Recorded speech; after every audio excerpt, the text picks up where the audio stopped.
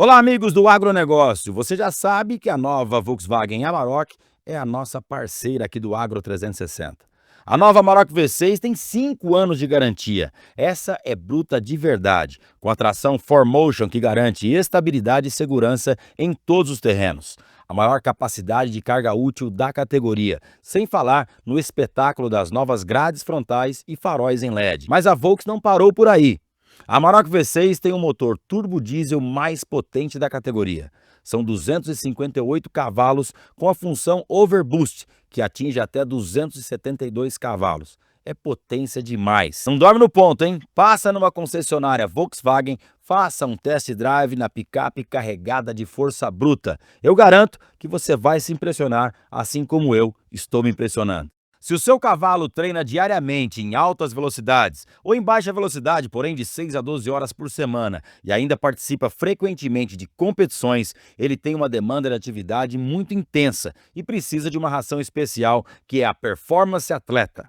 Ela possui 13% de proteína bruta, 12% de extrato etéreo e tem alfafa peletizada, aveia laminada, milho extrusado e óleo de soja, que auxiliam nessa alta demanda por energia e por força muscular. Então, para o seu cavalo de altíssimo desempenho, escolha a Performance Atleta. Acesse o site integralmix.com.br e conheça a nossa linha completa. O agro move o Brasil, todo mundo já sabe, mas quem move o agro? Só mesmo um gigante para cumprir esse papel. Volkswagen Meteor, que nós chamamos de Meteor da Paixão. Potência, estabilidade e conforto. O Meteor garante a melhor média de consumo de combustível, completo, com tudo que um extra pesado precisa ter. Eficiência e economia numa máquina só. Resultado na estrada e também no seu bolso. Esse gigante que conquistou o coração dos caminhoneiros com novas opções de série ainda conta com planos de manutenção pensados sob medida para cada tipo de uso. Se eu ficar falando todas as vantagens aqui, vou demorar mais de 2 safras para terminar. Não se esqueça, você que move esse país, quem vai te ajudar é o Volkswagen Meteor. Confira as condições especiais em agosto ou vá até uma concessionária Volkswagen Caminhões e Ônibus. Acesse ofertas.vwco.com.br ou aponte o seu celular para esse QR Code que está aqui na tela. Você vai fazer um ótimo negócio, pode ter certeza. Agro 360 para você no ar, estamos aqui no Canal Rural, canal do Criador, em todas as plataformas de áudio e no nosso canal do YouTube Agro 360 Podcast. Quero pedir para você que se não inscreveu no canal ainda, se inscreva no canal porque nós estamos aí rumo a 1 milhão de seguidores. Acabamos de bater a meta dos 100 mil, mas o nosso rumo é esse. Como sempre aqui no Agro 360, papo com grandes amigos, papo com pessoas que têm a relevância dentro do agronegócio brasileiro. Hoje nós vamos falar um pouco sobre cavalo, sobre o mercado financeiro também do cavalo, porque tá aqui comigo, sabe quem? Meu querido Sérgio Espírito Santo da HES Assessoria. Ele é especialista em cobranças de equinos, bovinos dentro do agronegócio.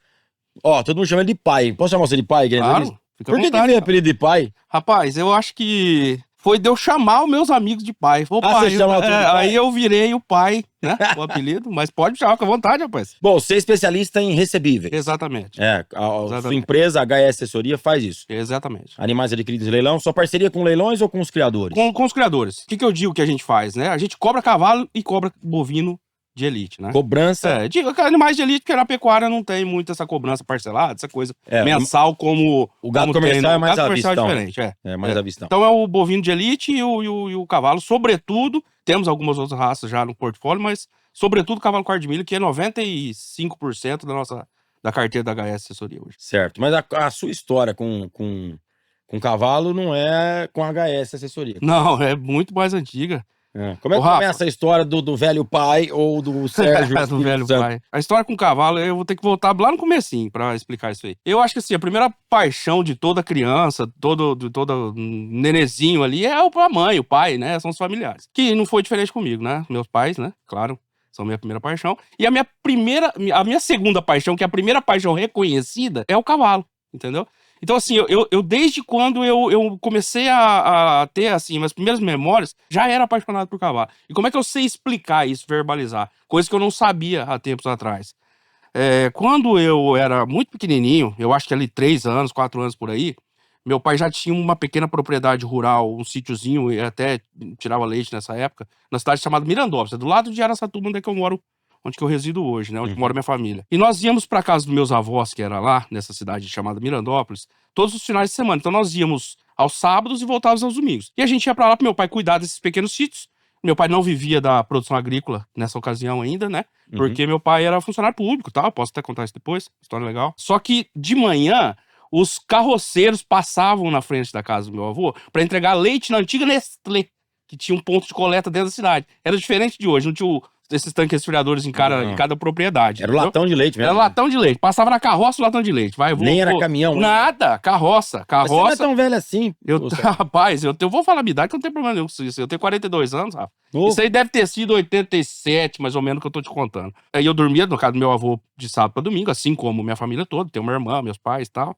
E eu ficava sentado na frente da casa do meu avô, porque eu ficava vendo os carroceiros passar com os cavalos. E pra mim, e você quer ver eu ficar maluco, era quando eu vi um cavalo baio passando numa carroça.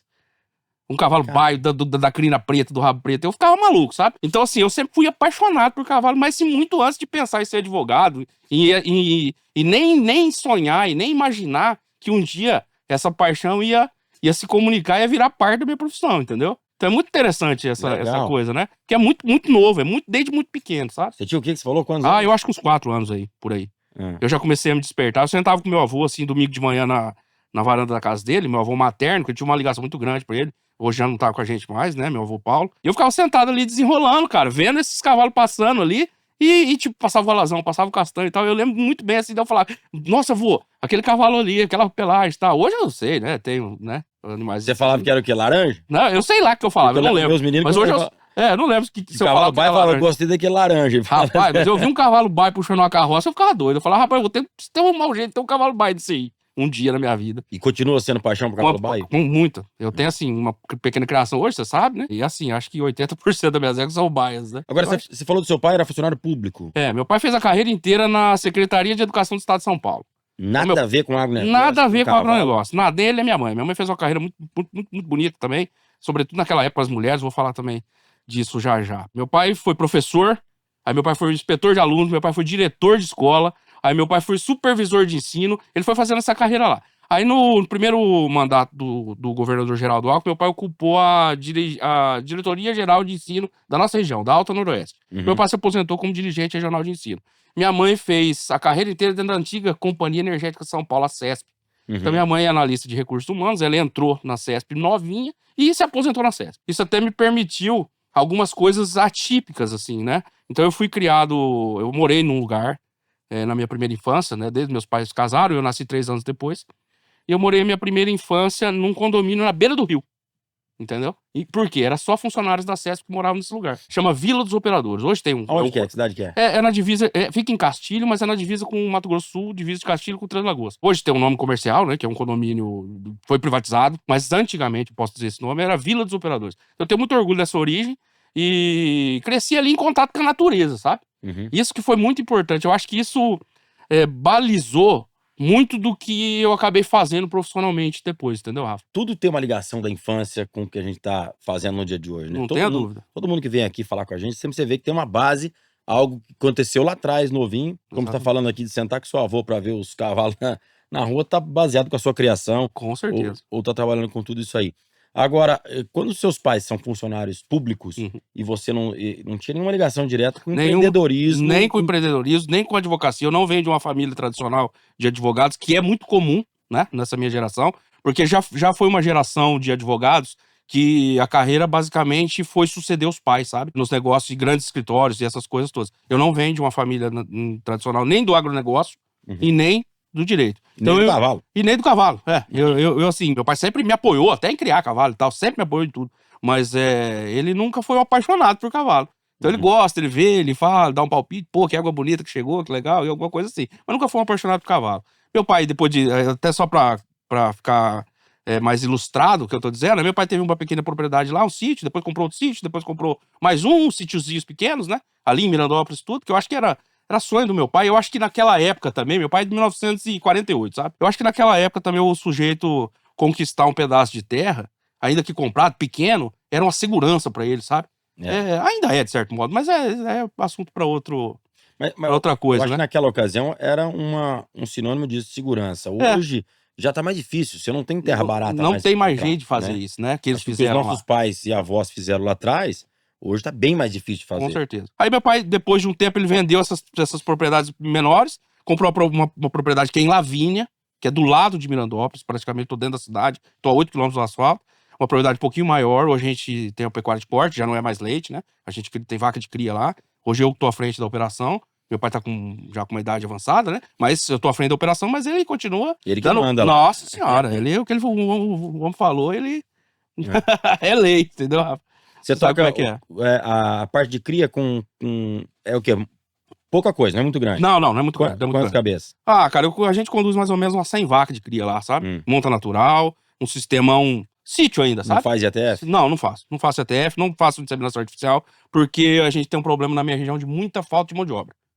Nesse sentido. Só na sua? Não, mas é um problema seríssimo. Então do a gente Brasil conduz inteiro, ali 150 vacas, mais ou menos. Monta natural, tenho já meus fornecedores de tudo. Fecha a conta, Sérgio? Cara, tem fechado. Tem fechado. Hoje Porque em o grande dia... segredo que a gente quer saber aqui é pro cara pequeno, com isso aí, com 150, assim, 200 vacas. no estado de São Paulo, porque é muito fácil, assim, às vezes a gente vê muita gente falar de grandes propriedades, ou não grandes, mas maiores propriedades, assim, em região do Mato Grosso do Sul, sobretudo, que tem uma criação de bezerro, ainda uma produção de bezerro grande, Camapuã e etc, né? Mas no estado de São Paulo, a gente tem o maior concorrente nosso é a cana-de-açúcar, né? Que foi o que tirou o nome de Araçatuba de ser capital do motor. Exatamente, né? a capital da cana-de-açúcar, só pode ser agora, né? Mas diz que, também eu tava conversando com um amigo esses dias, diz que Marília também não tem mais boi, Prudente não tem mais boi, né? Mas, enfim, a concorrência com a cana-de-açúcar é gigantesca na minha região, entendeu? Do estado de São Paulo, no geral. E a gente tá lá encravado num monte de propriedade de cana, mas nós estamos lutando ainda e estamos conseguindo fechar a conta, graças a Deus, Rafa. Mas talvez se você colocasse a cana, não seria mais rentável pra você Pode hoje? ser que seja, mas a gente tem a vocação, né, cara? É isso Parece que não que a pode perder, gente, Sérgio. parece que a gente nasce pra fazer uma determinada atividade. Então, assim, é gostoso, Rafa. Sabe? Concordo. É muito bom, velho. Rapaz, eu acho que eu vejo. A hora que eu tenho muito pouco tempo hoje por causa da HS, eu tenho um escritório de advocacia paralelo. Essas paradas, assim, são atividades muito próximas, né? Eu queria ter até mais tempo pra dedicar, pra montar num cavalo, poder curar um bezerro, como eu fazia na adolescência, sabe? Mas se eu vejo uma vaca, eu acho que um dia, e quer ver numa época de estação que tá nascendo bezerro. Se eu chegar lá e tiver 5, 6 bezerros nascidos, eu chego, rapaz, que pra mim é uma realização. Aquilo lá, assim, já é motivo pra eu chegar no Ares e fazer churrasco, sabe? Que gostoso. É uma alegria, eu adoro aquilo lá. Então é vocação mesmo, e aí ainda estamos tocando. O dinheiro não vai te corromper, né? Não, estamos tocando, estamos conseguindo. E né? problema zero pra quem tá arrendando assim, pra cá, não tem problema você nenhum. sabe o que eu acho, Rafa? Faz parte da Não tem matemática. problema, claro, não tem problema. Eu tenho vizinhos, tenho amigos que arrendaram as propriedades pra cana. É rentável, enfim. É uma atividade econômica. É uma vocação do estado de São Paulo, a cultura canavieira, né? Eu muito mais, desculpa, não sei nem se é jeito de. Como que eu vou explicar isso? Não é nem questão de herança, mas a gente tem que também pensar hoje em dia. Eu tenho esse valor, pelo menos, de levar um legado pra minha geração futura, sabe? E eu acho que foi tão difícil pro meu pai, que não era desse ramo, conquistar as primeiras propriedades rurais, que pra mim é um legado. Eu consegui transferir isso pra próxima geração. É meu filho, minha sobrinha, que eu já tenho. Então, é paixão mesmo. Não tem outro jeito de explicar, não. Tem que estar lutando e tem que estar montando um cavalo. Quando dá tempo, eu vou lá. Eu amo isso aí. E é importante, eu não sei se eu chamo você de pai ou de Sérgio. Pode chamar de pai à vontade. Se você ficar feliz assim... Só pra quem tá em casa entender que todo lugar que a gente anda é ô pai. Mas, ô pai... Fica à vontade. Isso que você faz é algo pra ser seguido como exemplo. Porque a grande preocupação no agronegócio é o futuro. Quem serão os produtores rurais daqui a 50 anos? Quem vai produzir carne, quem vai produzir grãos, quem vai fazer a coisa acontecer, né? Nós vamos chegar daqui a pouco no assunto da HS assessoria, mas por uma propriedade de 150 cabeças que não é algo grande perante os grandes. Não, é minúsculo. 10 mil, 20 mil. Não, minúsculo. Mas tá produzindo, dando resultado, saldo positivo. É possível, é isso que eu quero falar, é isso possível. que é legal. É possível. Ô, Rafa, até se você puxou um gancho aí interessante, eu até queria falar isso aí. Se você observar a fratura criada nos últimos 30, 35 anos entre a produção agropecuária e a sociedade urbana, é uma coisa gigantesca. Olha os ataques do tempo todo e vindo de todo lado que o agroprodutor, vamos dizer assim, não vou nem chamar de agropecuarista, o agroprodutor, o produtor rural tem sofrido, sabe?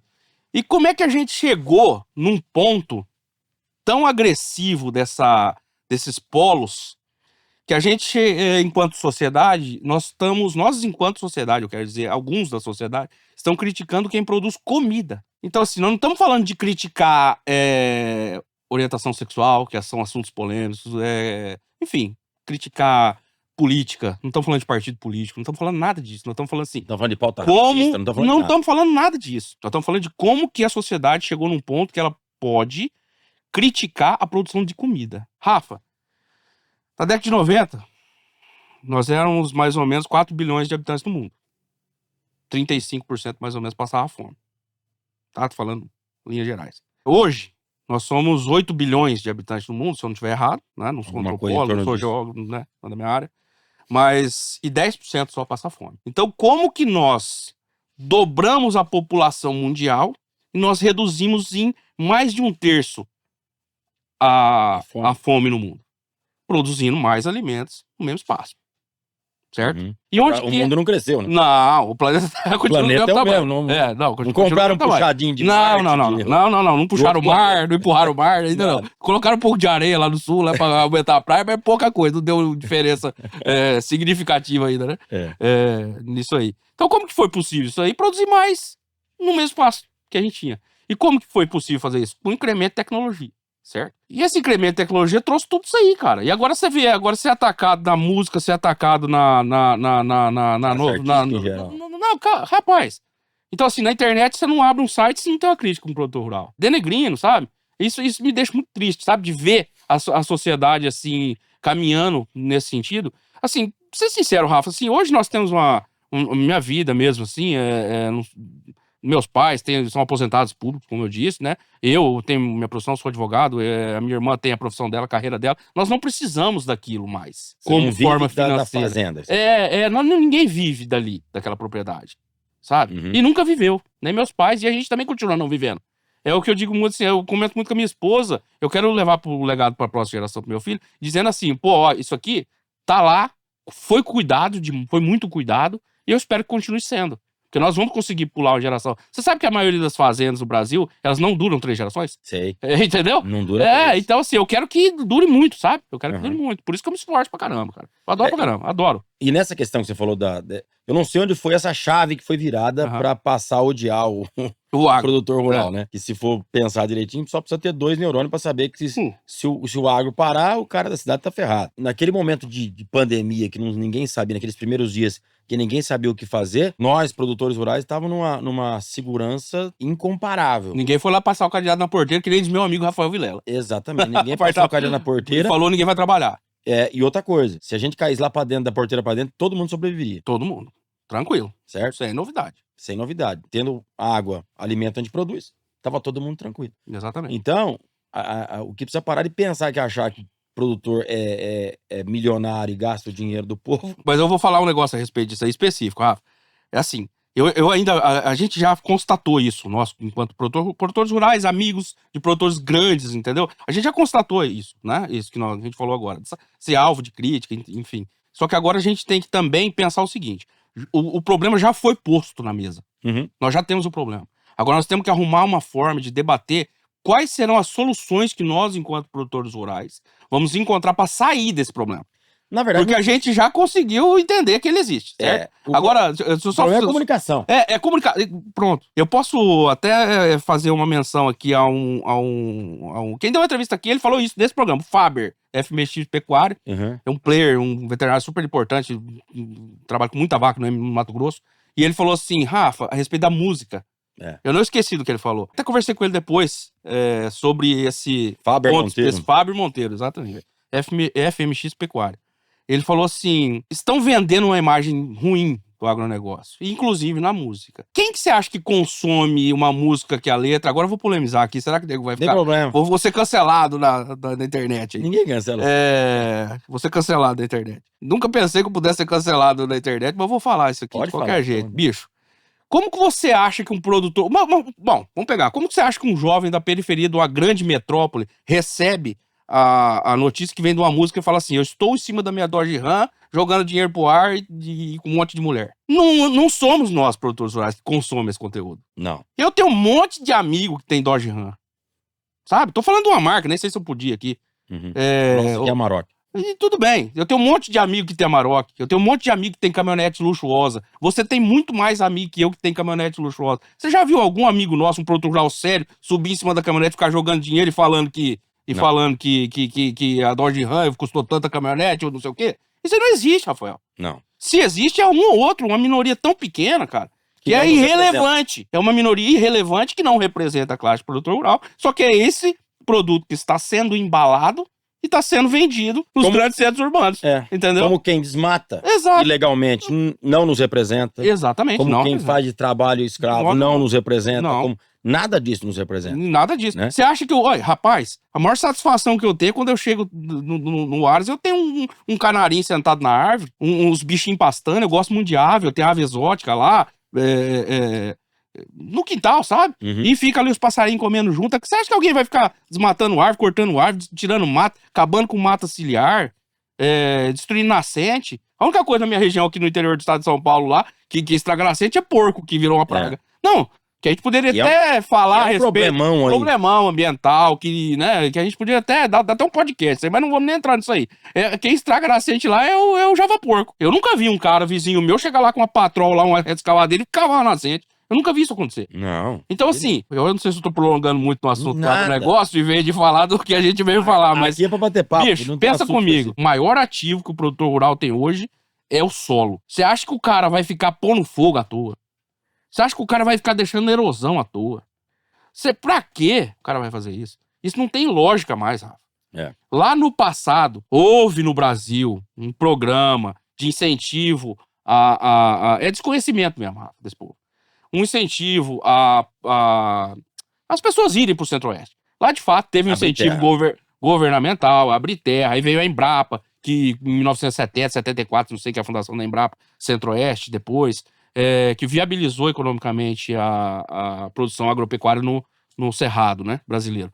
Mas O Alisson Paulinelli foi o fundamental. nesse mas momento. que sujeito fantástico. Até no fim da vida a gente viu E ele tava na nossa pauta de ser convidado, infelizmente ele nos Puta deixou merda. antes dele vir Então, aqui, mas rapaz, era que pauta sujeito pra dele. sensacional. Tava na pauta dele vir pra cá, da gente entrar Nossa. em contato, e infelizmente ele faleceu e não deu tempo de entrevistá-lo aqui. Então, aí eu digo assim, depois de tanto incremento de produtividade, bom, tá? Você quer desmontar um argumento desse? É simples. É muito mais econômico. Você acha que é barato arrancar uma árvore?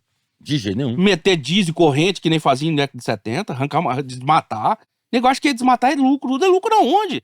Quando o desmatamento era feito, nessa época que era permitido por lei, tá? É bom a gente frisar isso. Claro. Era permitido. A pecuária entrava em seguida por ser mais ou menos uma parte de uma operação imobiliária. Que era muito mais fácil você tirar a floresta naquela época e colocar o gado. Naquela época. Era muito mais fácil. Hoje não. Hoje não é possível. Hoje a gente cede, em razão de lei, para o governo, um pedaço da propriedade rural, para você preservar. São as áreas de preservação permanente que você tem que ter, e as reservas legais. Uhum. Né? Então você cede, é o que ninguém faz. Né?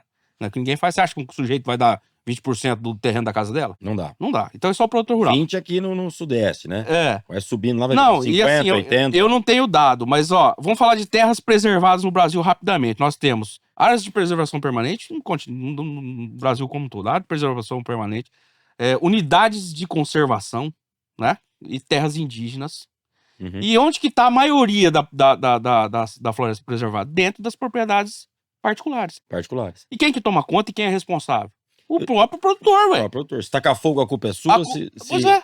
Entrar um bandido e derrubar uma árvore, a culpa é do proprietário. Cara, se eu já hoje não atuo mais nesse tipo de situação, mas já atuei. O cara leva uma super multa ambiental porque o madeireiro entrou na reserva legal dele e cortou o mar dele e tirou ilegalmente. Quem paga o pato é o... Você tá doido? Por causa de 10 árvores? Ninguém faz isso, Rafa. Ninguém faz isso. O sujeito zela. O agroprodutor zela do meio ambiente. Ele é amigo do meio ambiente. Ele aprendeu a conviver com o meio ambiente, sabe? Precisa do meio ambiente. Precisa conviver. Não tem fundamento. E eu tinha um dado, eu não sei, não vou lembrar agora, que se você pegar toda essa parte de reserva legal das propriedades particulares, né? Transformar isso em metro quadrado ou em dinheiro, em reais, e colocar isso numa conta, por exemplo, sua fazenda, a título de exemplo, sua fazenda vale 10 milhões. Certo. Então, o Sérgio Espírito Santo está doando para o meio ambiente, cuidando para o meio ambiente de 2 milhões. Certo. Aí a outra tem uma propriedade de 100 milhões, ele está dando 20. Se somar tudo isso, dá um número exorbitante que nenhum outro setor no planeta entrega tanto em patrimônio para o meio ambiente quanto o produtor rural. Claro.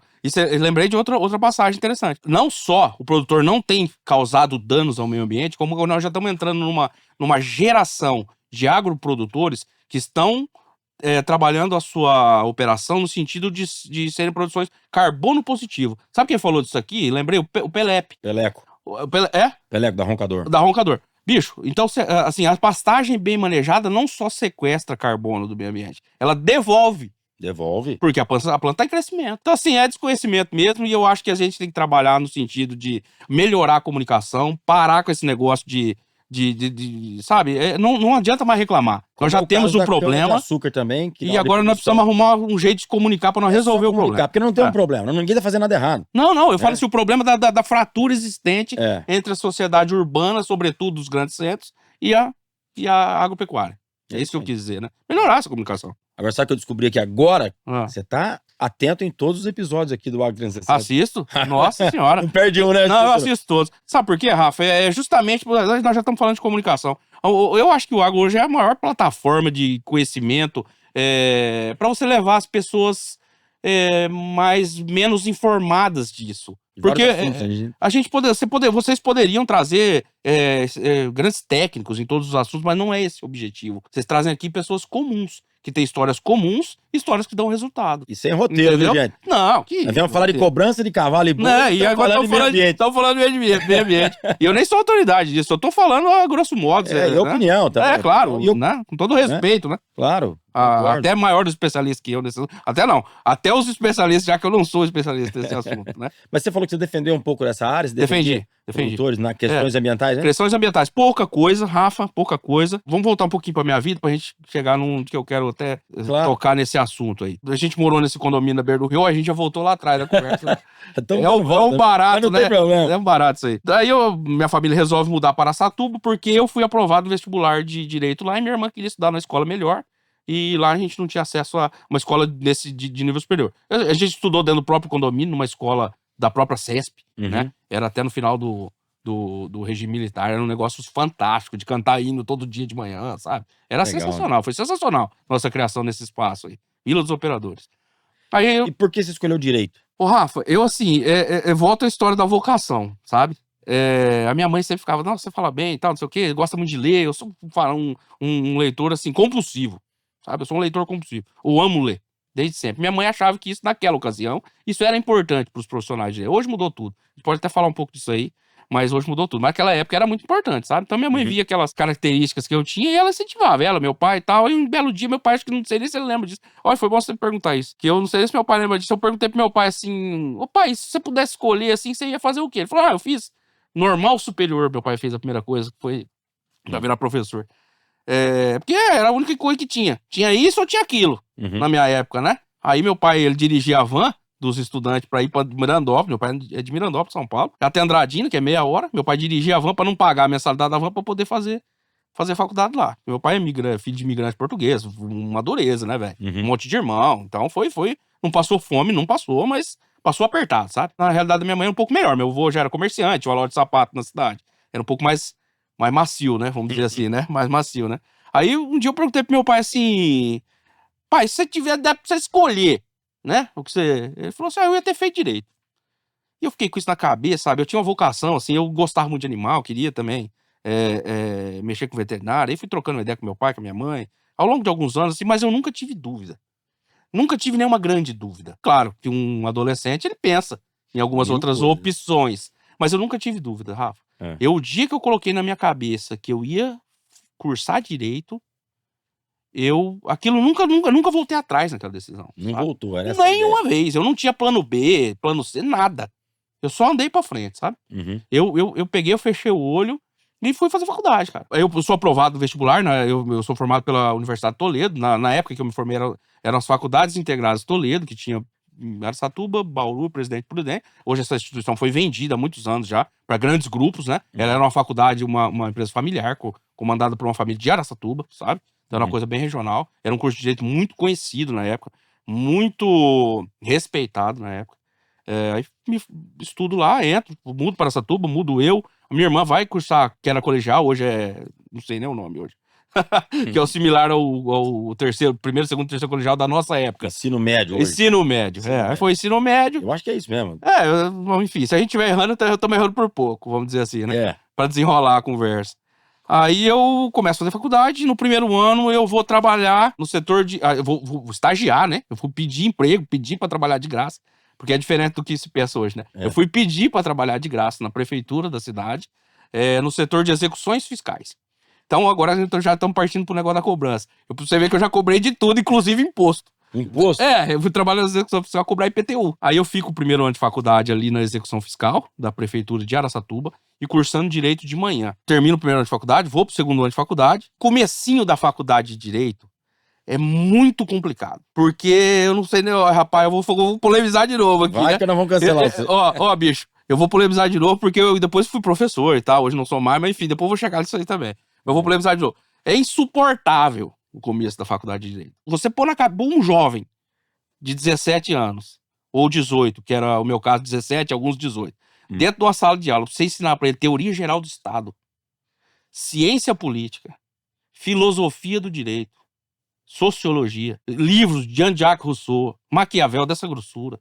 Tinha que ler tudo isso. Cara... Você não era apaixonado por ler? Não, mas aquilo é loucura, sabe? Aquilo é coisa de gente muito vocacionada, a filosofia, a ciência política. Aquilo não é um conhecimento comum, sabe? Hoje a gente pode até falar inaplicável na prática, sabe? Inaplicável. De outro século. Mas... Continua sendo assim hoje? Melhorou muito, tá? Melhorou bastante, sobretudo as faculdades, as universidades privadas, né? Que hoje detém a ponteira do ensino jurídico no Brasil, tá nas universidades privadas. A universidade pública ela já não é o que era. Mas a gente entra nesse ponto daqui a pouco. Deixa eu só fazer uma observação anterior. Aí no segundo ano de faculdade, eu começo a dar uma melhoradinha na guarda curricular, mas enfim, eu dei uma distraída, eu tava numa idade que eu comecei a namorar, sabe? Eu dei uma distraída, eu dei uma relaxada, sabe? Era muito complicado, eu fazia faculdade de manhã.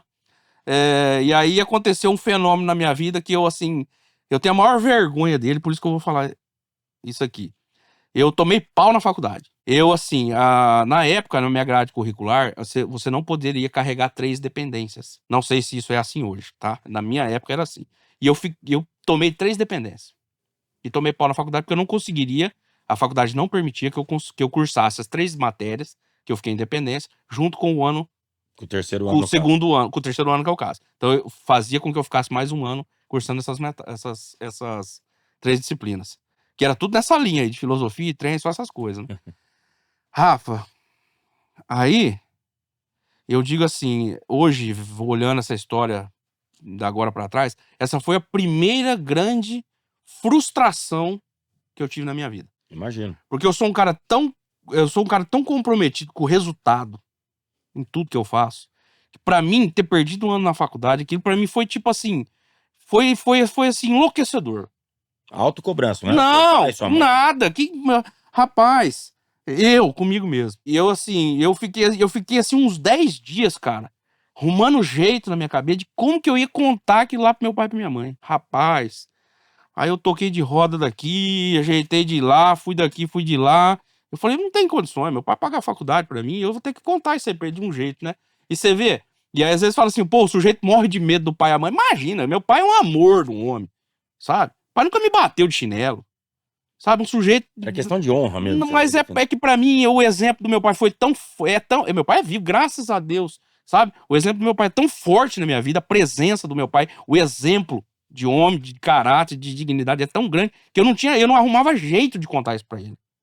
Porque pra mim era uma vergonha, sabe? Pra mim era uma vergonha absurda. Mas fui lá e um belo dia chamei na sala lá meu pai e minha mãe e abri o jogo e falei, ó, desculpa, mas aconteceu, tal. Aí eu achei assim, eu não sabia a reação do meu pai qual seria, tinha certeza que não ia ser nada de grande... Não ia ser nenhuma bronca homérica, porque não é do perfil dele. Mas era a minha, era comigo, sabe, Rafa? Não era só, era o que eu vi, sabe? Porque as palavras, elas podem até convencer, mas o exemplo arrasta. E o exemplo que eu vi dos meus pais não me permitia eu cometer aquele erro que eu tinha cometido. Pra mim era devastador aquilo. Acabei que eu falei, meu pai escutou, falou, só levantou do sofá e falou, o problema é que você perdeu um ano, né, da sua vida. Levantou e falou isso. Aí era antes do almoço, meu pai ainda trabalhava, hoje ele é aposentado, claro, mas trabalhava, ele levantou, fomos almoçar, com aquele silêncio, rapaz. Aí eu parei pra pensar e falei: "Rapaz, eu não posso, eu vou ter que dar um jeito nesse trem". E aí eu estudava de manhã, estagiava na na Prefeitura. execução fiscal da prefeitura à tarde. Aí eu tenho uma iniciativa, eu troco meu curso pra noite e começo a trabalhar, estagiar num escritório de advocacia de especialista em direito civil e direito processual civil lá na minha cidade, no segundo ano de faculdade, trabalhando com cobrança. Então eu cobrava imposto de manhã na prefeitura e passei a cobrar devedores de sindicato de posto de gasolina, essas coisas. Cobrava cheque, duplicata, nota promissória, canhotinha assinada. E começo a fazer isso à tarde, isso da noite. Aí, esse momento que eu viro essa chave na minha cabeça, Rafa, eu fiz assim, sem brincadeira, Rafa, eu fiz da minha profissão a minha vida, sabe? Eu fiz do direito a minha vida. Me tornei, assim, um dos melhores alunos da minha sala, mesmo trabalhando o dia todo. Trabalhava o dia todo, né? Aí eu, no final desse segundo ano, que é o ano correto, vamos dizer assim, que eu já tinha cumprido, eu saio da execução fiscal da prefeitura e vou estagiar no Procon. Aí eu trabalho no Procon até o final da faculdade. Não, eu trabalho no Procon 2 anos. Terceiro ano de faculdade e quarto ano de faculdade, trabalhando no escritório de advocacia à tarde. Uhum. Então eu estagiava no Procon de manhã, no escritório de advocacia à tarde fazendo cobrança e ia pra faculdade à noite. E assim foi até o final da faculdade. No último ano eu saio do Procon, porque eu já, assim, primeiro que eu já queria ter uma renda, sabe, maior, né, porque eu ganhava bolsa de estágio ainda, sabe. Queria ter uma renda melhor e o escritório já conseguia me proporcionar isso, porque eu já estava trazendo clientes pro Tava escritório rendendo nessa já época. pra Não, eu estava trazendo cliente já, porque eu já tinha muito amigo ali, eu estava desenrolando já, sabe, estava desenrolando. Aí no quinto ano de faculdade, me formo, passo, né, no primeiro exame da ordem que eu prestei, eu passei, fui aprovado, e já virei um advogado associado do escritório que eu era estagiário, Estagiário. entendeu? Então me associei ao escritório, como eu tinha feito do direito a minha vida e minha profissão, aí eu fiz da advocacia a minha vida, Rafa. Aí realmente eu descobri a minha verdadeira vocação. Eu nunca tive vontade como vários estudantes de direito têm, e é legítimo, não tem problema nenhum com isso. Tive vários alunos que têm esse sonho, quer ser funcionário público em diversas esferas, juízes, promotores, até mais baixo, técnicos judiciários, não tem problema nenhum com isso. Só que a minha vocação era ser advogado. E eu nunca pisei numa rota diferente, eu nunca cogitei uma outra coisa, sabe? Eu só fui ser advogado. Eu fui andando, me formei, comecei, e em 2025, agora em março de 2025, eu fiz 20 anos de advocacia. Mais os 5 anos de faculdade cobrando gente, eu cobro gente faz 25 anos, sabe? Batendo na porta, né? Vai... Rapaz, e tô cobrando gente, espero cobrar por mais uns 50 anos ainda. Se Deus abençoar, a gente tem muita saúde, né? Se Deus quiser. Deus abençoar, né? Bom, Bora. depois dessa, formou, tá lá, cobrança e tudo mais, permaneceu no escritório por um bom tempo? Bastante. Fiquei no escritório como advogado associado até 2000 e mais ou menos 2016, mais ou menos. Aí eu saio do escritório, né? Fui montar o escritório meu próprio, né? Lá eu já era associado, eu era meio dono do escritório, né? Mas eu fui montar um meu escritório separado, né? Porque eu já tinha outras ideias, né? O seu escritório, qual que era a especialidade? Direito civil e processo civil, mas a gente era especialista em cobrança. A gente gostava de cobrar. Como eu tava te falando, eu cobrei tudo, cara.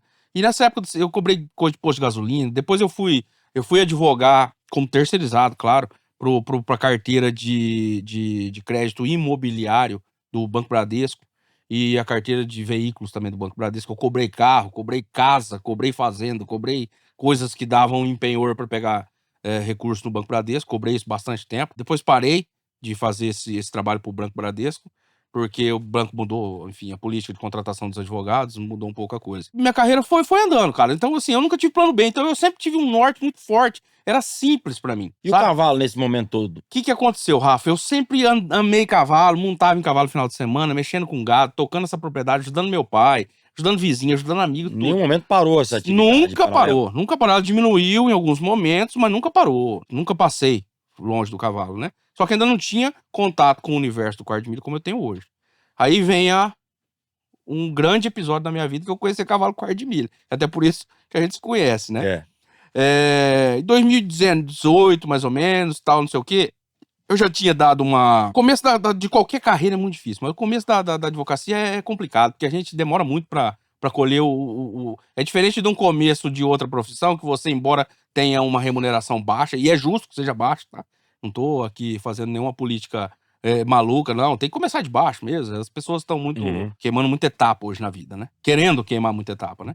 E só que a advocacia demora um pouco para você começar a ter uma renda melhor. Porque é muito demorado os processos judiciais, em razão da máquina pública. Também é assunto que daria mais um podcast, sem problema aqui.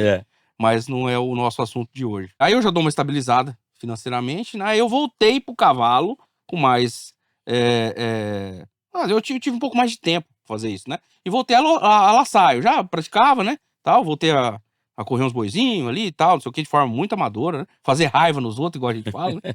Voltei a fazer raiva nos outros, nos cabeceiros, voltei a fazer raiva nos meus amigos cabeceiros. E aí isso foi 2018, mais ou menos, 2019. Aí, já em razão dessa volta minha, eu já percebi que a dinâmica do mercado de cavalo, quarto de milho, tinha mudado. E ele tava precisando de muita profissionalização. 2019, mais ou menos ali e tal, não sei o que, foi quando eu me aproximei muito do Chifrinho, do Rafael Pauliello. A gente é muito amigo, né? Do Rafael Lemos, do Batido, né? E que me apresentou o Chifrinho, né? E a gente ficou muito próximo na época. E na época eu tinha cavalo treinando no Chifrinho. Tive mais de um lá, mas na época eu tinha cavalo treinando. E eu comecei a frequentar muito o Centro de Treinamento RP. Nessa época, né? E aí, pumba, veio a pandemia. Aí virou aquela coisa, aquele baralho de louco, né? Desculpa eu falar a gíria aqui, mas é o jeito que a gente conversa todo dia, não é? Tem que ser. Assim, Aí virou aquele baralho de louco, ninguém sabia o que ia acontecer. Aí começou um dia, morre tantas pessoas na televisão, e fecha trem, e aí fecha o restaurante, aí as coisas essenciais, aí o mercado podia ficar aberto, e aí a farmácia tem também, entendeu? Até aí o negócio ficou louco. Não ficou? Ficou louco, 2020. Louco, Aí ficou louco aquele negócio. E até que o governador do estado de São Paulo deu um decreto lá e suspendeu todos os prazos processuais do estado de São Paulo. Daí a pouco veio mais decreto e, enfim, basicamente nos estados que eu atuava como advogado, os processos foram paralisados. Aí isso foi péssimo do ponto de vista financeiro, da carreira, prejuízo enorme para os meus clientes que estavam aguardando o resultado dessas ações que estavam sob o comando do nosso escritório, né? E só que me abriu uma oportunidade de ficar um pouco mais perto do cavalo. Aí eu comecei, né? Eu falo assim, se eu falar que eu comecei a treinar lá na casa do Chifrinho, é mentira, né? Eu comecei a ter aula todo dia na casa do Chifrinho, né? Comecei a ter aula todo dia lá. E dessa época fazia pouco tempo que eu tinha conhecido o Lô, do Aras Fazenda Mosquito. Eu acho que ele nem sabe dessa história. Vai ser legal isso aí, porque... Ele já esteve aqui. Ele é Ave Maria. Ele é sensacional. Aras Fazenda Mosquito. Aras Fazenda Mosquito. O Lô é uma das pessoas mais sensacionais que eu conheço. Ele é maravilhoso. A áurea daquele cara. Onde que o cara chega, você tá doido. Ele é sensacional. Mas aí um dia a gente tava dormindo lá no Centro de Treinamento RP, posando lá, e era véspera de um campeonato, eu não me lembro qual. Não sei se era um nacional e tal. E aí o Lô tinha levado uns cavalos da casa dele pra treinar lá e tal, não sei o quê. E a gente tava depois à noite batendo um papo na varanda lá. Eu, Batido, né? Eu, Batido, o Chifrinho e o Lô, né? Não lembro se tinha mais gente. E eu tinha conhecido o Lô há pouco tempo naquela época. E ele me perguntou, mas você trabalha com o quê, pai? Ele sabia que eu era advogado já, porque a gente já se conhecia, mas não era próximo, né? Ele falou, você é advogado? Sou, então, não sei o que você faz, eu faço cobrança e tal, não sei o quê. Eu já tava atuando nessa época em alguns processos já de cobrança de cavalo, mas eram já contenciosos, já tava atrasado. Certo. Sabe? Não era coisa preventiva ainda.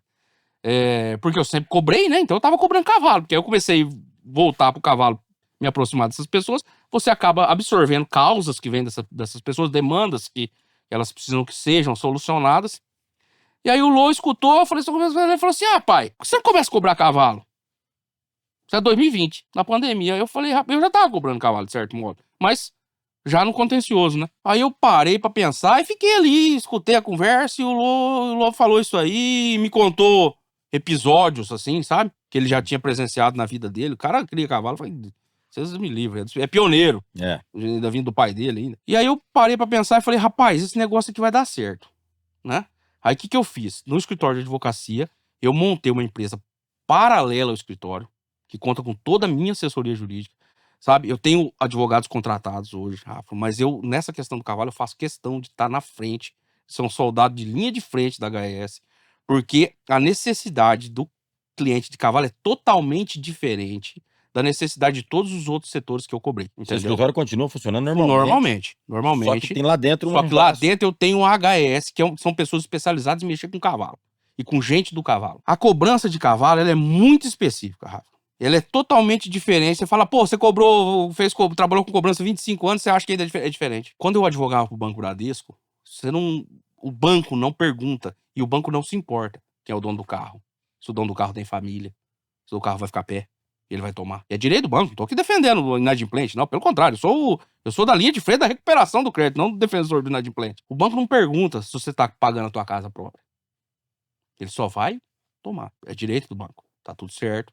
Tá na lei, é previsto em lei, tá tudo certo. Uhum. Cavalo é diferente. Cavalo você tem que, primeiro, você já chega no primeiro obstáculo, que é a maioria dos seus clientes de cavalo são seus amigos. Esse é o primeiro obstáculo. Se eles não são seus amigos, eles são seus colegas. Aí vem o terceiro. Se eles não são seus colegas, eles frequentam o mesmo ambiente que você. Segundo, o cavalo você não pode, em razão de todo o contexto que envolve a comercialização de quarto de milha no Brasil hoje, você não pode tirar o cara do negócio, sabe? Porque não tem lógica. Até porque a gente tá falando de bens supérfluos, enfim. A gente poderia até desenrolar um assunto sobre inadimplência mais amplo, de forma técnica. Você já deve ter escutado quantas vezes. O sujeito vai parar de... Bom, só existe a minha função porque existe quem atrasa. Senão não tinha necessidade de eu atuar nessa área, né? Você já ouviu quantas vezes a palavra assim, o cara vai pagar a conta de luz ou vai pagar o cavalo? Um monte. A luz corta o cavalo, ninguém vai tomar. Pois é. Não, tipo assim, a princípio. Mas qual que é o... né? Aí a gente vai... não sei se deveria, se cabe aqui, mas vou tentar dar uma explicação rápida disso aí, técnica. Mais rápida. Anos 90, um sujeito chamado Abraham Maslow, ele desenvolveu uma teoria que ele chamou de teoria da hierarquia das necessidades humanas. E essas necessidades humanas, elas têm total relação com o que os seres humanos consomem e quando eles consomem, e em que ordem eles consomem. Isso está muito ligado à questão da futura inadimplência. E ele categorizou isso em uma pirâmide com 5 níveis. Basicamente, vou fazer uma explicação muito rápida aqui. Peraí, mas esse estudo é para encontrar o motivo da inadimplência ou não? Pra você, não, eu quero que você entenda, eu quero mostrar pro pessoal o seguinte. Qual é a explicação dessa frase que nós temos, de por que paga a conta de luz e não paga a conta de... eu não pago o cavalo. Pô, se você tá pagando a escola particular do filho, por que você não paga o cavalo? Porque existe uma hierarquia de necessidades humanas e foi um psicólogo super renovado, o renomado americano, que deu uma contribuição enorme no estudo disso nos anos 90. Ele apresentou essa teoria nos anos 90.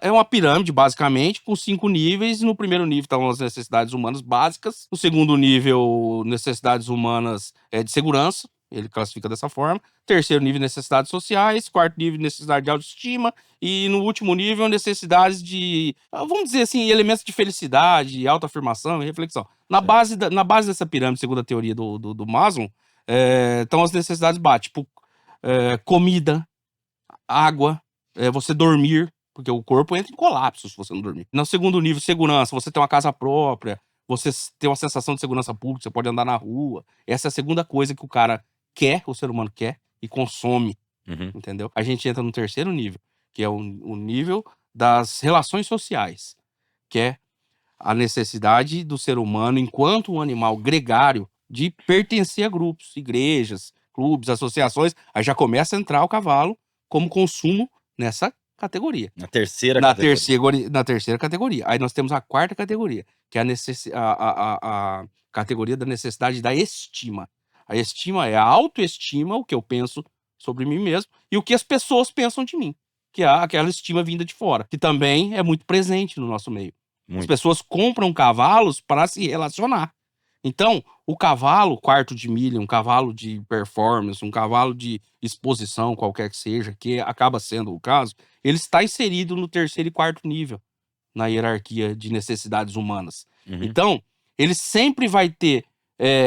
o ser humano sempre vai ter necessidades precedentes ao cavalo. E aí, depois de muito estudar e muito refletir, e muito acompanhar esse tipo de coisa da cobrança de cavalo em si, esses dias eu estava conversando com um amigo, um colega advogado, que ele trabalha com cobrança de equipamentos náuticos de alto valor agregado, lanchas, jet ski caríssimos, sabe? Que deve entrar nos... Rapaz, é impressionante. A mesma taxa que eu apresentei para ele de inadimplência é a mesma taxa que ele tem.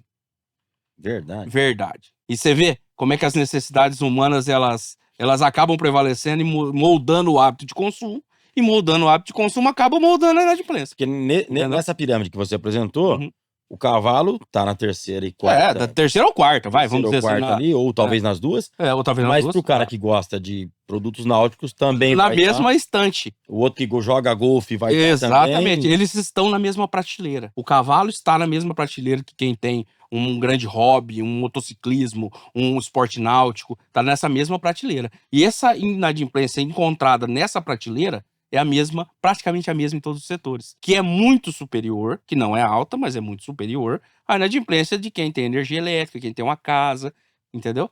Então, a explicação lógica é essa. Então a gente tem assim, pô, mas eu revendi meu cavalo e quero receber. E vai receber. Tem jeito. Hoje tem instrumento. Sabe? Tem gente boa que faz isso.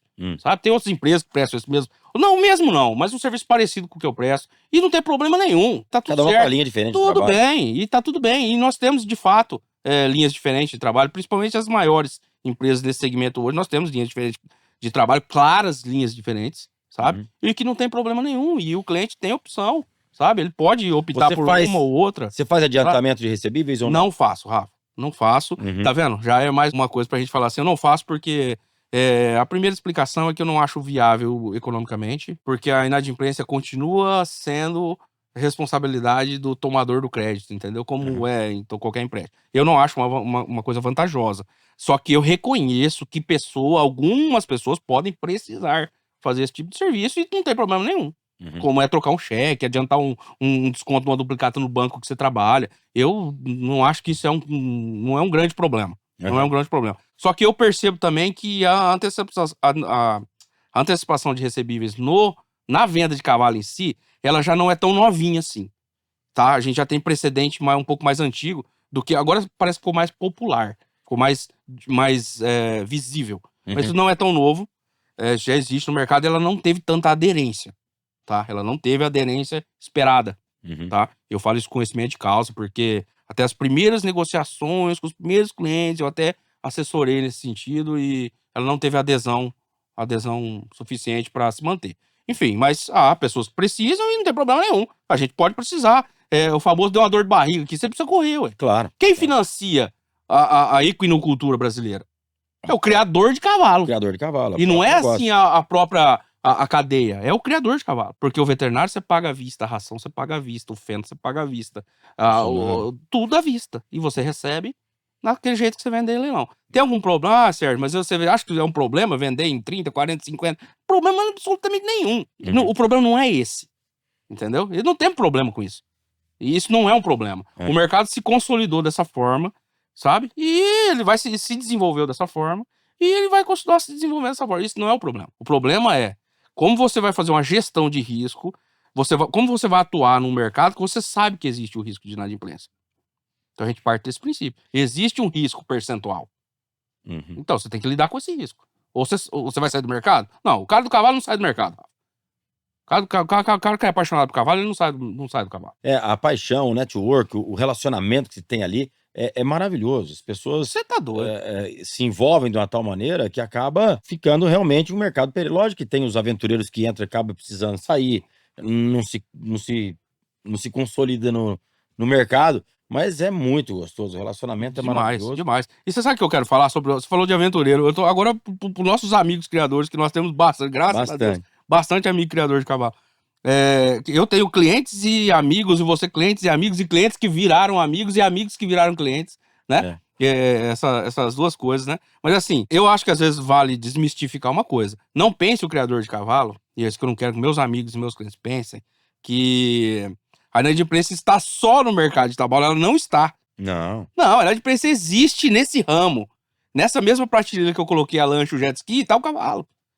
Entendeu? E quem tem empreendimento e negócios desses outros aspectos, enfrenta o mesmo problema que a gente enfrenta. Sente a mesma dor que a gente sente. Não acho que no cavalo tem mais inadimplente, ou tem mais nó cego, ou tem mais aventureiro. Não, tem o mesmo número de aventureiro, tem o mesmo número de inadimplente, e a gente tem que lidar com isso, colocar isso na mesa, conversar a respeito disso e arrumar a solução, Rafa. Os percentuais são muito parecidos em cavalo. Muito parecido. Você trabalha com outras raças também ou não? Cara, eu tenho já uma carteira de manga larga, marchador, mas ainda é muito pequena. Mas eu também, além de ter uma ideia de expandir a HS nesse sentido de outras raças, eu ainda... meus clientes são meus amigos, Rafa. Deixa eu te perguntar uma coisa. Conversando com alguns criadores, já me falaram que a taxa de inadimplência, ela tá mais ligada nas parcelas baratinhas do que nas grandes parcelas. Com certeza. Porque o cara que paga uma parcela de R$500, 600 e tal, tá mais propício na inadimplência. Você vê um motivo disso acontecer? Rafa, é isso que essas pessoas que você conversou está correto, é isso mesmo. E eu acho que o motivo é o seguinte: basicamente, hoje, a escala de preços do cavalo quarta-milha, assim, nós temos os potros machos, que são animais destinados, a maioria não, a 100% deles para o esporte. Aí nós temos as regras de reprodução, doadouros, aí nós vamos seguindo a coisa. E os animais mais baratos são os machos baby, vamos falar assim. Você faz leilão todo dia dia, né? quase. Todo dia. Então não é isso. E esse é o animal que dá mais problema. E eu acho que não é porque a parcela é barata. Eu acho que é porque esse animal não muda nada pro cara ter o registro ou não. Em alguns casos, animais de alta performance, eles precisam estar com o seu pagamento em dia. Tem que estar. Porque senão a gente bloqueia o cavalo para competições na BQM. E os cavalos só de alto níveis hoje que vão nesses eventos oficiais da BQM. Então, a inadimplência nesse setor é mais relevante. E aí você veja, é o animal mais barato, com a parcela mais barata, como você me perguntou, e é por quê? Porque ele é o macho castrado, geralmente. A inadimplência maior tá no macho castrado hoje. Mas você diria o quê? Que o cara pegou, talvez domou, não ficou bom, não era aquilo que ele esperava, ele para de pagar. Eu acho que é por aí. E como é que é a atuação da HS nesse caso aí? Rafa, é assim, primeiro, aí nós temos duas coisas, nós temos o contencioso e o preventivo, né? O contencioso é quando o cliente já procura a gente, já deu zebra. Já tá Já deu zebra. Com a água batendo no pescoço. Já deu zebra. O cara já tá com 3, 4 parcelas em atraso, aquela coisa, aí a gente vai tomar as medidas nesse sentido. Quando é o preventivo, a HS ela faz a emissão de boleto, cobrança do cara. Bicho, a gente tem aquele software robô hoje que manda mensagem: sua parcela vai vencer amanhã. E tal, que é tudo pro sujeito não atrasar. Mas acaba atrasando. É aí que a gente tem que remediar a situação, né? Então, a HS hoje, o que é o nosso compromisso? É fornecer todos os meios pro criador receber o crédito dele. Hoje a gente atende 40 criadores de cavalo, Rafa. Nós temos uma carteira de mais de 400 animais hoje em carteira. Fora os animais os bovinos. Que hoje a gente tem uma carteira de Nelore de pista relevante. Hoje nós temos uma carteira interessantíssima, que é uma super novidade, que tá um sucesso, que é Longhorn, o Texas Longhorn. Tá um sucesso. Sabe? Uma adesão a essa raça impressionante no nosso meio do cavalo. A gente tem uma carteira muito grande de vaca já, e bezerra, e novilha, Texas Longhorn. Então, assim, a gente vai fazer de tudo pro cara não atrasar. De tudo. É o preventivo. Esse é o preventivo. Esse é o trabalho da HS. Não é do Sérgio Advogado. A HS vai ligar e nossos colaboradores vão entrar em contato, vão ligar, vão mandar mensagem. Hoje é muita comunicação por WhatsApp. E é o que mais funciona hoje. Aí deu zebra, aí nós vamos entrar em campo, sabe? Aí nós vamos pôr pra jogar. Porque, assim, voltando àquele que a gente falou no começo, a gente não pode tirar o cara do mercado, não deve tirar o cara do mercado, por quê? Nós não estamos cobrando uma coisa de vida ou morte. Nós temos que ter um pouco de paciência a mais do que em outros ramos, não a paciência eterna. E no modo geral, todo criador tem, viu, Rafa? Tem, né? Tem. Eu tenho, assim, criador que tem carteira comigo, que tem quase 100 cavalos. O cara tem toda a paciência, dá toda oportunidade para pagar. Aí, se não tiver jeito, a gente parte para notificação extrajudicial e vamos fazer a cobrança judicial. O nosso compromisso, justamente, é deixar o cara à vontade para ele entrar dentro do nosso escritório e falar assim: tá aqui o meu contrato. E ele só vai se preocupar em receber o dinheiro dele no último dia útil do mês. Eu estabeleci essa data porque no começo nós pagávamos os clientes, repassávamos o dinheiro. Importante falar isso, porque todo mundo quer saber como é que funciona o fluxo do dinheiro. Porque tem que falar de dinheiro, né? Em datas aleatórias, né? Só que isso era quando a empresa era menor e era possível fazer isso. Chegou a um ponto, graças a Deus, nosso crescimento foi... Bom, nós crescemos 300% nos últimos 12 meses. Nossa. É negócio de maluco, sabe? Então, assim, eu tive que estabelecer datas pra gente cumprir os compromissos, porque não tinha como. Era inviável. A operação mesmo, Aí né? você estabelece o último dia do mês. O último dia útil do mês, o sujeito vai receber o dinheiro na conta dele. Então, você tem uma carteira, não importa se você tem um cavalo na HS sendo cobrado ou se você tem 100. Você vai no último dia útil do mês, você vai receber um relatório, uma prestação de contas, junto com o relatório do histórico. Se você tiver tudo certinho com os seus pagamentos, se o seu devedor não atrasou, você não vai receber informação nenhuma. Você vai receber sua prestação de contas, a porcentagem que você está pagando pro nosso serviço e o seu pagamento na conta que você indicar. Entendeu?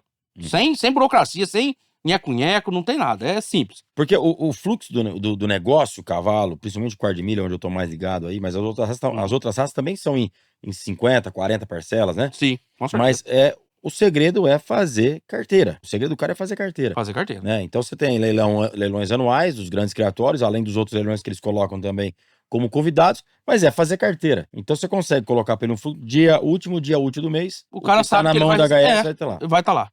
Porque assim, eu tenho cliente que recebe, assim, que já tá no. Por exemplo, desde a HS começou em 2020, né?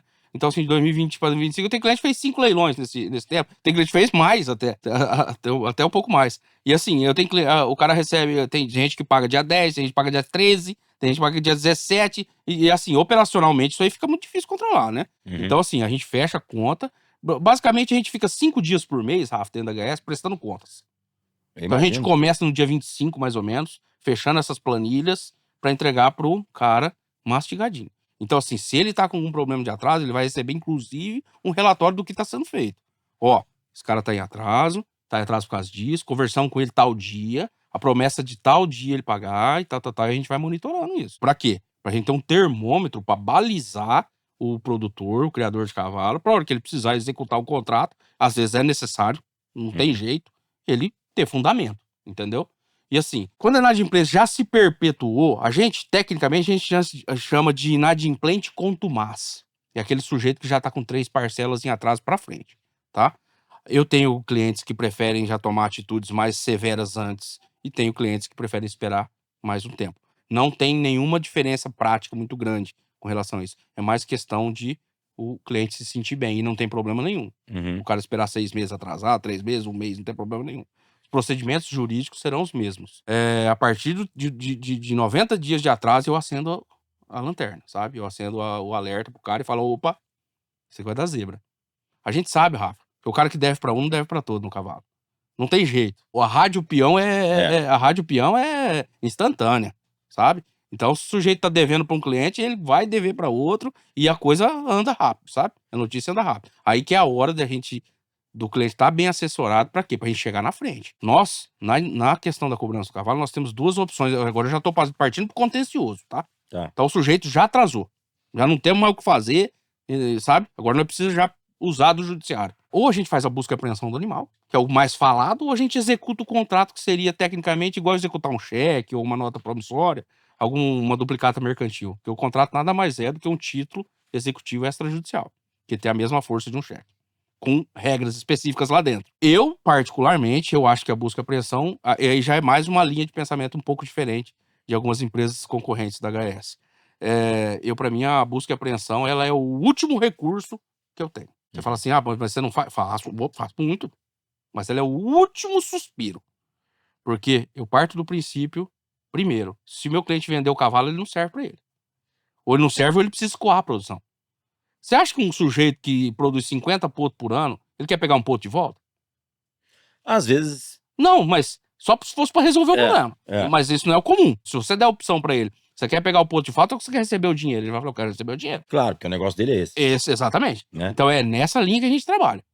Então eu vou esgotar, a não ser que tenha um pedido especial de algum caso específico do cliente, que não tem problema nenhum. Ele fala, não, esse cavalo é bom demais. Quero ele de novo. Beleza? Ou recebo ele em dia, ou recebo ele em dia, ou senão exato, aí a gente faz. Só que, por incrível que pareça, a busca e apreensão que a gente faz hoje é só desse tipo de cavalo. Senão a gente recebe de outro jeito, sabe? A gente penhora alguma coisa do cara. Hoje o judiciário, ele depois dessa... Acho que antes já tinha muita iniciativa nesse sentido, mas depois da pandemia acelerou o uso de várias ferramentas eletrônicas de informações. Então a gente consegue bloquear a conta do cara. São muitos problemas de cavalo, porque a gente envolve um universo grande de criadores. Sendo sincero pra você, eu não tenho esse número exato, porque eu nunca fiz, mas eu vou fazer esse levantamento até por curiosidade. Eu acredito que 95% dos processos de execução de cavalos são resolvidos em acordo. O cara paga. Eu não preciso ir até o final. Por quê? Naquela voltamos àquela história da hierarquia das necessidades humanas. O cara passou por um momento difícil, ou era um aventureiro e tal, a gente aperta, bloqueia a conta dele, entendeu? Ou bloqueia os próprios animais na BQM. Eu tenho um cara que eu tenho o cavalo tudo bloqueado da BQM, o cara vai e paga, cara. O cara vai pagar. Agora, sabe? no caso de gado Nelore, você faz também. Faço. Você pega os touros reprodutores. Isso basicamente é isso. Porque o touro reprodutor de gado de pasto é um animal que você vai comprar aqui, ele vai pro Brasil inteiro. E às vezes não compensa você ir lá e buscar ele de volta, né? Tem muito inadimplência também no gado de reprodução? O gado de reprodução, a inadimplência é menor do que no gado de pista. Verdade? Verdade. Porque Verdade. ele entra na primeira necessidade. Eu acho que, então, eu não sei se ele entra, mas poderíamos até discutir Porque pro isso. negócio, ele é primeira necessidade. Mas só que eu acho que por natureza de quem tá comprando. O sujeito que compra lá, eu comprei 50 touro comercial pra servir uma vacada numa fazenda. Esse cara, ele tem uma cultura do pagamento curto, sabe? Se não é à vista, é no 30 dias. Se não é no 30 dias, é no 45 dias. Mas o gado, o touro vende 30 parcelas. Não, vende 30 parcelas, mas o cara tem uma cultura diferente. Entendi. Ele tem a cultura, o compromisso dele é maior, Uhum. sabe? É cultural. Não tem explicação técnica. Porque daqui Porque ele tempo poderia... precisa trocar esse touro novo. Exatamente.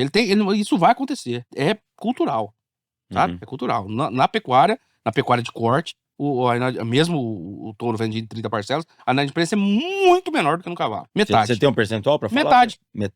Ah, tá. Metade do 50%, entendeu? Se a inadimplência não... É porque assim, a inadimplência do cavalo, se eu colocar um número aqui, vai ser assim, qual inadimplência? Aquele cara que atrasou umas parcelas, mas pagou o contrato inteiro, ou aquele cara que é o inadimplente contumaz do 90 dias? Aí fica, entendeu? Fica ruim. Não é ficar ruim, fica difícil de colocar esse percentil a inadimplência em jogo. mesmo, no sentido da palavra, seria o que não pagou, né? Então, agora tudo bem. Então, o atraso não é inadimplência. Tá, então vamos considerar isso. Então, você colocou uma baliza. Uhum. A baliza Rafa, a baliza agora que você colocou o cara que já passou de 90 dias. Vamos colocar essa baliza? 5%, certo. Mais ou menos. No gado vai ser uns 2%. Vamos colocar uns 5%. Eu sei disso porque a gente consegue mensurar muito em carteiras maiores. Porque o cara que tem 1 cavalo, 2 cavalos, 3 cavalos, não tem problema nenhum pra nós. O serviço é o mesmo, vamos fazer o mesmo amor. Ixi, não tem problema, não muda a nossa operação.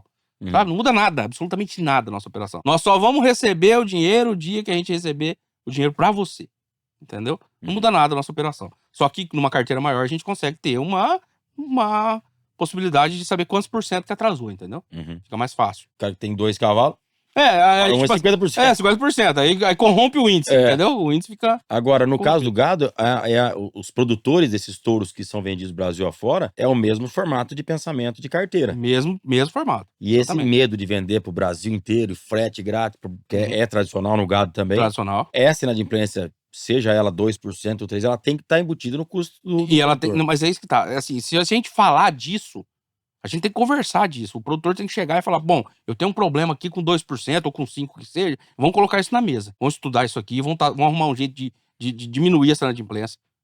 Primeiro ponto. Segundo, o que acontecer, vai acontecer, não tem jeito. Como é que você vai zerar uma inadimplência? Você vende um animal em 30 parcelas, ou em 40, ou em 50, seja um bovino, ou seja um equino. Quando você faz uma análise de crédito, vamos lá.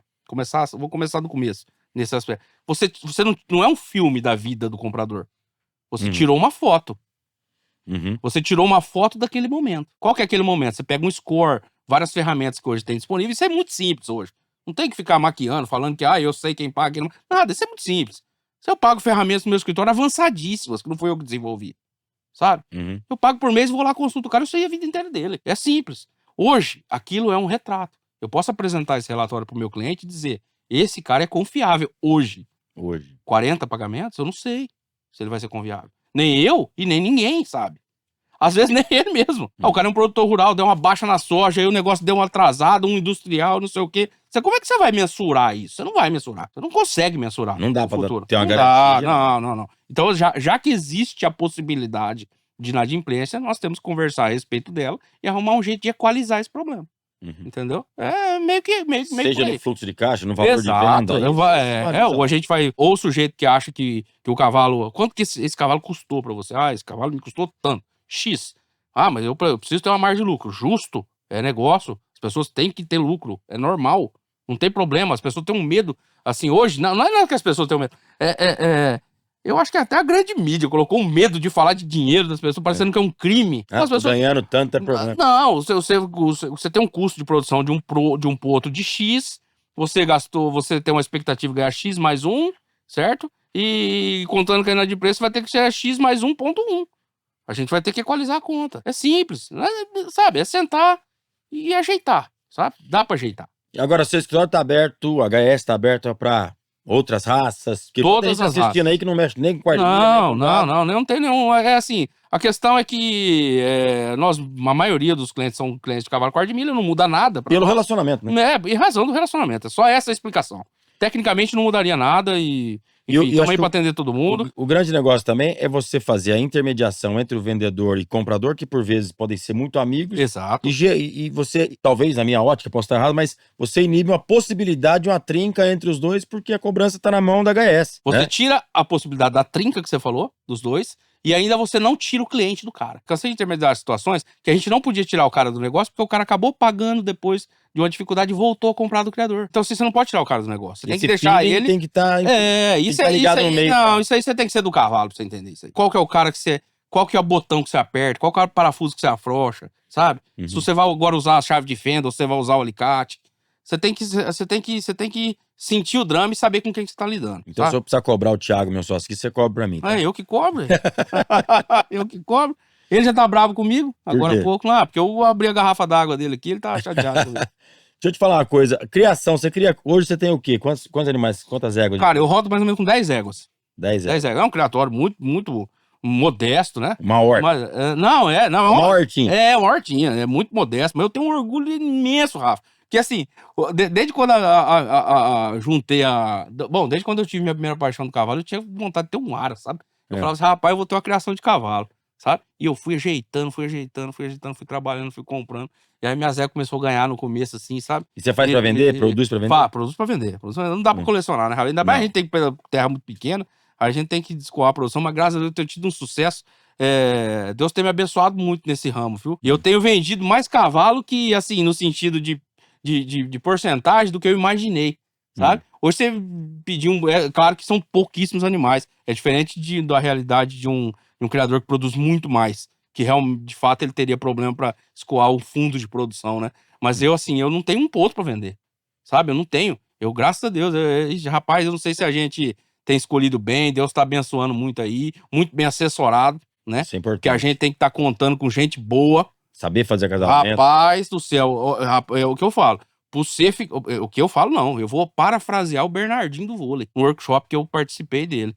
Ele fala assim: pra você ficar bom numa coisa, você tem que fazer ela todos os dias durante 10 anos. O Bernardinho é uma autoridade hoje nessa questão, sabe? E eu acho que é por aí. E você acha que eu ia sair lá, um advogado do escritório, ia falar se o melhor cavalo é esse? Eu posso achar isso. Mas você acha que eu não conto com gente boa? Entendeu? Eu vou falar dele aqui, ué. Posso? Claro. Vai, eu ligo pro Google, ué. Claro. Se eu tiver falando de cavalo de laço, que é o meu objetivo hoje, a minha criação é direcionada para fazer cavalo de laço técnico. É claro que não são todos os animais que nascem aptos para fazer essa prova, acabam sendo destinados para laço de cronômetro. O ranch short na minha região vem absorvendo muita produção. Eu tenho posto criado em casa ganhando muito em ranch short, mas eu ligo pro Guga. Espera aí. Guga conhece muito. Aliás, o time Criar Leilões, demais. Eu preciso defender essa bandeira sempre. Claro. Rafa, Guga e todos os assessores que estão à volta deles ali, o Daniel também. O mestre. Eles estão fazendo um trabalho fascinante. Fascinante. Né? Não, mas eu ligo pra ele e falo... Até me incluo, acho que nós estamos fazendo. Cada um no seu setor tá rodando a engrenagem de uma maneira muito bacana. Então, e você tem prestado bastante serviço para criar. Eu tenho que render uma homenagem para Criar Leilões em especial, aqui ao vivo, que não é... Você vê que eu evitei o tempo todo falar de cliente. Não, falar de clientes, né? Sim. Porque né, a gente não sabe como é que isso vai ser recebido, ou como vai ser dito, né, transmitido. Independente da HS, eu sou advogado da Criar Leilões, e desde praticamente do comecinho desse novo formato, quando o Google, o Rafa entrou ali e tal, eu já sou advogado da Criar Leilões desde esse tempo. E assim, eu tenho muito orgulho daquele time, cara. Não só porque eu faço parte dele, assim, de certo modo, prestando serviço, mas assim, agora eu testemunho, sabe, de homem, né? Não é de advogado, não. A Criar Leilões não tem nenhum processo ajuizado contra ela. Nenhum. Zero. Aí você fala, mas o que você faz, então, para Criar Leilões? Consultivo. O que acontece? Acontecem problemas entre as pessoas, e não com a leiloeira, entre as pessoas, vendedor e comprador, e o Daniel me aciona. Eu preciso saber qual é a melhor decisão que eu tomo nesse caso. Esse é o meu trabalho. Eu não defendo a Criar Leilões em nenhum processo judicial. Zero. Esse é o maior compromisso que, enfim... que o maior atestado que uma pessoa pode ter hoje é esse. Num ramo desse, é esse. Não é verdade, Rafa? Claro. E assim, um time que tá rodando legal, né? Você tá doido. É muito maravilhoso. Pelo amor de Deus. Quem quiser conhecer o seu trabalho da HS Assessoria, como é que te encontra? Instagram. Eu tenho outras redes sociais, mas nós somos menos ativos. Instagram é mais fácil. @HES_quarto de milha. Só mandar mensagem, nós estamos à disposição. E outras razões, não esquenta a cabeça, tá? Atende todas. Atende todas. Isso aí foi o nosso começo, né? A gente tem muito orgulho de falar que começamos cobrar cavalo com ar de milho, não tem problema nenhum, e nós estamos abertos para receber todo mundo, todas as raças. E assim, a última mensagem, nós somos a empresa mais comprometida com o resultado nesse segmento. Deixa eu puxar um pouco Claro, pra minha sardinha aqui, vamos dizer, né? O sujeito não vai pagar R$1 para nós antes de receber o dinheiro dele. Não, o nosso compromisso é com o resultado, sabe? Nós somos parceiro do produtor rural, parceiro do criador de cavalo, e nós vamos entregar para ele o pagamento dele. Aí, a hora que a gente entregar o pagamento dele, a gente vai receber os nossos honorários. Justo. Justo, mas é assim, tem nada de cobrar antes, o cara não vai ficar recebendo uma surpresinha, né? Já ouvi muita coisa, Rafa. Então, assim, começa com uma coisa, depois começa diferente, depois muda. A advocacia também tem muito essa dinâmica, então eu tô muito acostumado com isso. Então, a gente é compromissado com... O nosso compromisso é entregar o resultado. Resultado. Você já tem o boné do Agro 360, não, né? Ainda não. Não. Ainda não fui agraciado. Será que ele tá merecendo já? Posso entregar pra Bom, ele? agora se eu não fui muito bem aqui, vai me contar o presente aí. Olha aí. Muito obrigado, meu amigo. Eu que agradeço. Como eu quis dizer no começo, rapaz, não é só se eu falasse que era uma satisfação, era muito pouco, né? Além de uma satisfação, uma responsabilidade muito grande, tá aqui, né? E poder falar pra esse público maravilhoso aí do agronegócio, saber que nós estamos juntos, velho. Tamo junto. Estamos parceiros, nós estamos com uns projetos novos aí, que nós vamos vir falar deles ainda. Pode vir lançar. Nós vamos começar com um trabalho, como eu conheço... Bom, quem conhece muito quem não paga, conhece muito quem quer receber, né? Agora nós vamos começar a trabalhar também com uma questão de ajudar o produtor rural na questão do endividamento, sabe? Diminuir essas parcelas, esse problema grave que o produtor rural tá passando. Nós estamos já com um procedimento bem encaminhado, que nós vamos abrir uma frente nessa aí. Nós vamos ajudar muito o produtor rural a não perder seus bens aí. Então você fique à vontade para lançar na hora que tiver tudo alicerçado. Obrigado. Aqui. Ixi, uma satisfação muito Quero te agradecer pela nossa amizade. O Pudim morreu, né, o cachorrinho? Porra, morreu. Faz uns 45 dias meu cachorrinho morreu. 16 anos, eu tinha um poodle pequenininho. Ele brinca comigo pra caramba com isso aí, cara. Uma vez eu dormi na casa dele lá em Araçatuba e esse cachorrinho ficou na porta do meu quarto e não deixava eu sair por nada. Não deixava ele sair, rapaz. Nossa senhora. Você não quer contar as histórias do Pudim aqui, não? Acho que é melhor não, porque o Pudim era terrível, cara. Vamos deixar a história do Pudim pra nós aqui. Quem quiser conhecer as histórias do Pudim tem que conhecer ele mais profundo. Rapaz, que gentileza. Obrigado, viu, gente? Obrigado. Mas tá bom. Obrigado mesmo pela tua presença. Rapaz, tamo junto, sempre, velho. Precisando da gente, chama aí. Eu sei disso. Esse é o nosso querido Sérgio Espírito Santo, proprietário da HS Assessoria. Deu um papo muito bacana aqui com a gente. Muito obrigado mais uma vez. E a semana que vem a gente volta para mais Agro 360. Até lá.